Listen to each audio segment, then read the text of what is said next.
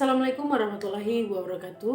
Perkenalkan, nama saya Safira Lahamutu. Hari ini saya akan membahas isu politik dengan judul Gejolak di Gelanggang Politik Italia dan Kemungkinan Dampaknya Terhadap Politik Umum Uni Eropa. Menurut artikel yang saya baca dari VOV5World, sebagai negara dengan peran posisi geostrategis pentingnya di Uni Eropa, gejolak yang bertubi-tubi di gelanggang politik Italia saat ini menyerap perhatian khusus dari opini umum regional dan internasional. Di antaranya, hasil pemilihan umum dini sebelum waktunya pada tanggal 25 September dengan kemenangan dicapai oleh sayap kanan yang dikatakan dapat menciptakan dampak tertentu terhadap orientasi dan politik Uni Eropa. Pemilihan umum dini Italia sebelum waktunya yang diadakan lebih dari 2 bulan setelah pemerintah Perdana Menteri Mario Draghi terpaksa mengumumkan pengunduran dirinya pada Juli 2022 karena tekanan di dalam negeri. Menurut hasil perhitungan suara yang diumumkan pada tanggal 26 September, Persekutuan Sayap Kanan yang dipimpin oleh Partai Persaudaraan Italia atau FDI telah mencapai kemenangan dengan mayoritas kursi di kedua lembaga dari Parlemen Italia dalam masa bakti mendatang. Persekutuan Tengah Kiri di Italia yang dipimpin oleh Partai Demokrat yang telah mengakui kekalahan dan mengumumkan akan menjadi kekuatan oposisi terbesar di Parlemen Italia. Hasil ini membuat gelanggang politik Italia mengalami perubahan mendasar tentang neraca kekuatan itu. Berarti, di masa mendatang akan ada tidak sedikit penyesuaian mendalam tentang politik ekonomi dan diplomatik dari negeri ini.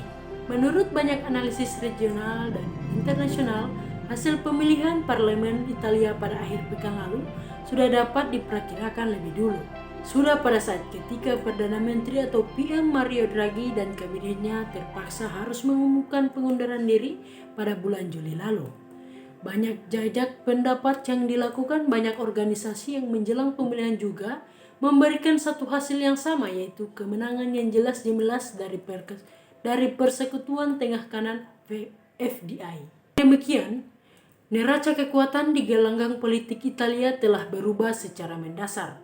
Dengan demikian pula, kekuatan sayap kanan merebut kepemimpinan dan membentuk pemerintah yang bersamaan itu memiliki keunggulan mengontrol kedua lembaga parlemen yang diantaranya ada kemungkinan sangat tinggi ialah Italia akan memiliki PM wanita pertama, yaitu Giorgia Meloni yang merupakan pemimpin Persekutuan Tengah Kanan FDI. Kenyataannya, perihal sayap kanan yang berkuasa di negara yang sering mengalami gejolak besar di gelanggang politik seperti Italia bukanlah hal yang di luar dugaan, karena Italia pernah memiliki 43 PM sejak Perang Dunia Kedua dan akan segera memiliki pemerintahan keempat dalam waktu 4 tahun. Namun, hal yang paling membuat opini umum menaruh perhatian ialah konteks khusus di mana perubahan tersebut terjadi, yaitu kesulitan sosial ekonomi serius yang harus dihadapi Italia dan seluruh Eropa karena dampak melonjaknya harga pangan dan energi global yang belum pernah ada sebelumnya yang terjadi setelah konflik Rusia-Ukraina meledak. Oleh karena itu, kekisruhan dalam kepemimpinan di Italia dalam konteks saat ini membuat Eropa harus khawatir. Adapun kekhawatiran Eropa, menurut para analis, ada alasan yang jelas yang membuat Eropa, konkretnya ialah Uni Eropa memperhatikan dan mengkhawatirkan gejolak-gejolak di gelanggang politik Italia. Pertama, tentang segi ekonomi. Italia merupakan negara anggota Uni Eropa yang paling banyak diuntungkan dari paket bantuan pandemi COVID-19, yaitu Uni Eropa senilai 750 miliar euro pada tahun 2021.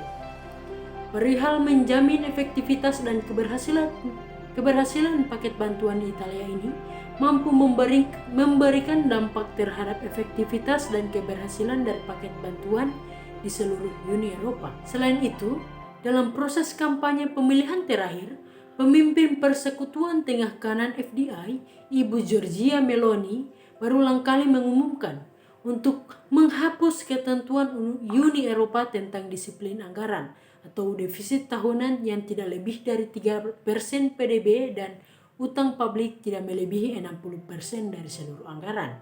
Yang kedua, Bagi politik luar negeri, banyak pemimpin Persekutuan Tengah Kanan atau FDI memiliki pikiran yang jelas berbeda terhadap sebagian besar negara-negara anggota Uni Eropa lainnya di dalam konflik Rusia-Ukraina.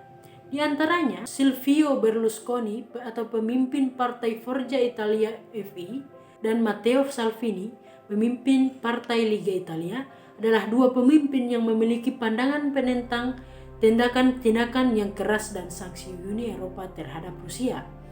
Artinya, kesepakatan dalam menjawab masalah Rusia-Ukraina yang terjadi di Uni Eropa ada bahaya yang menghadapi perpecahan dan sulit dicapai ketika Italia memiliki pemerintahan yang baru.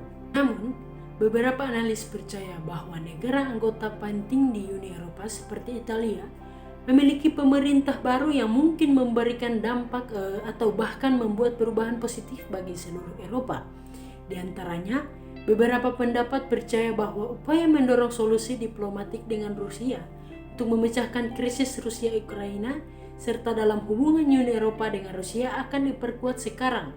Saat ini, negara Uni Eropa yang paling kuat mendukung solusi diplomatik dengan Rusia adalah Hongaria. Para pemimpin Hongaria percaya bahwa hanya dengan melakukan dialog yang beritikat baik dengan Rusia dapat menyelesaikan krisis yang menimbulkan serangkaian kesulitan yang bertumpuk-tumpuk di Eropa saat ini. Itulah pembahasan artikel mengenai gejolak di gelanggang politik Italia dan kemungkinan dampaknya terhadap politik umum Uni Eropa. Mohon maaf apabila ada salah kata. Terima kasih. Wassalamualaikum warahmatullahi wabarakatuh.